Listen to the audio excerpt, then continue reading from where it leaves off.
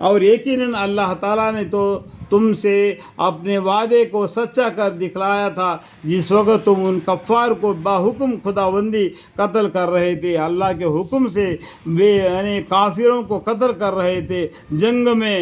یہاں تک کہ تم خود ہی کمزور ہو گئے اور باہم حکم میں اختلاف کرنے لگے، اور تم کہنے پر نہ چلے، بعد اس کے کو تمہارے دل خواہ بات دکھلا دی تھی۔ تم میں سے بعض تو وہ شخص تھے جو دنیا چاہتے تھے، اور بعض تم میں سے وہ تھے جو آخرت کے طلبگار تھے، اس لیے اللہ تعالیٰ نے آئندہ کے لیے اپنی نصرت کو بند کر لیا اور پھر تم کو ان کفار سے ہٹا دیا تاکہ خدا تعالیٰ تمہارے آزمائش فرمائے، اور یقین سمجھو کہ اللہ تعالیٰ نے تم کو معاف کر دیا۔ اللہ تعالیٰ بڑے فضل والے ہیں مسلمانوں پر۔ نے اس جیت میں، اس جنگ میں پیغمبر صلی اللہ علیہ وسلم کا بات کو وہ اس ٹائم پر صحابوں نے نہیں مانا تھا، اس لیے ہمارے 70 صحابہ شہید ہونا پڑا۔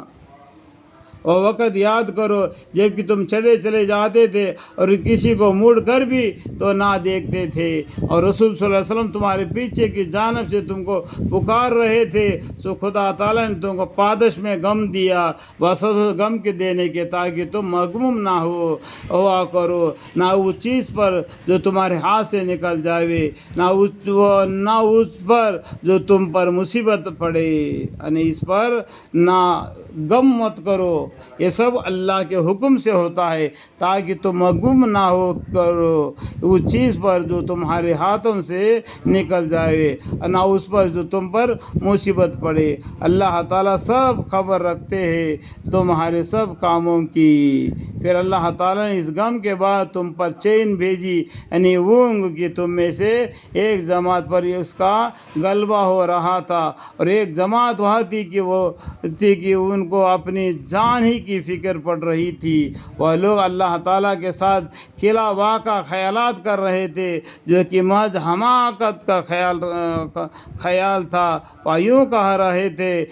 کیا ہمارا کچھ اختیار چلتا ہے؟ آپ فرما دیجئے کہ اختیار تو سب اللہ ہی کا ہے۔ قل ان الامر کلہ للہ۔ وہاں لوگ اپنے دلوں میں ایسی بات پوشیدہ رکھتے ہیں جس کو آپ کے سامنے ظاہر نہیں کرتے، کہتے کہ اگر ہمارا کچھ اختیار چلتا تو ہم یہاں مقتول نہ ہوتے۔ آپ فرما دیجیے کہ تم لوگ اپنے گھروں میں بھی رہتے تب بھی جن لوگوں کے لیے قتل مقدر ہو چکا ہے وہ لوگ ان مقامات کے طرف نکل پڑتے جہاں وہ گرے ہیں۔ دیکھو اللہ تعالیٰ کیا بولتے ہیں، آپ فرما دیجئے کہ تم لوگوں اپنے گھروں میں بھی رہتے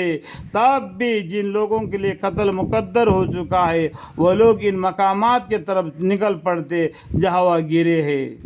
اور یہ جو کچھ ہوا اس لیے ہوا تاکہ اللہ تعالیٰ تمہارے باطنی کی بات کی آزمائش کرے اور تاکہ تمہارے دلوں کی بات کو صاف کر دے، اور اللہ تعالیٰ سب باطنی کی باتوں کو خوب جانتے ہیں۔ یقیناً تم میں سے جن لوگوں نے پشت پھیر دی تھی جس روز کی دونوں جماعتیں بامقابل ہوئے، اس کے سوا اور کوئی بات نہیں ہوئی کہ ان کو شیطان نے لغزش دے دی ان کے بعد اعمال کے سبب، اور یقین سمجھو کہ اللہ تعالیٰ نے ان کو معاف فرما دیا۔ واقعہ اللہ تعالیٰ بڑے مغفرت کرنے والے، بڑے ہی علم والے ہیں۔ اے ایمان والو، تم ان لوگوں کی طرح مت ہو جانا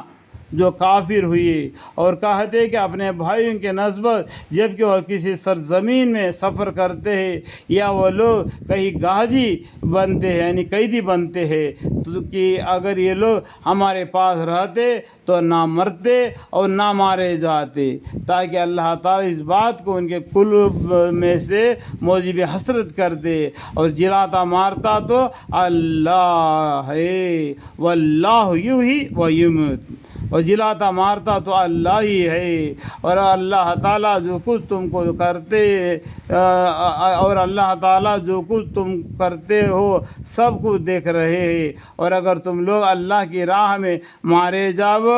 یا مر جاؤ تو بل ضرور اللہ تعالیٰ کے پاس کی مغفرت اور رحمت ان چیزوں سے بہتر ہے جن کو یہ لوگ جمع کر رہے ہیں۔ اور اگر تم مر گئے یا مارے گئے تو بل ضرور اللہ ہی کے پاس جمع کیے جاؤ گے۔ دیکھو کیا بولتے ہیں اللہ تعالیٰ،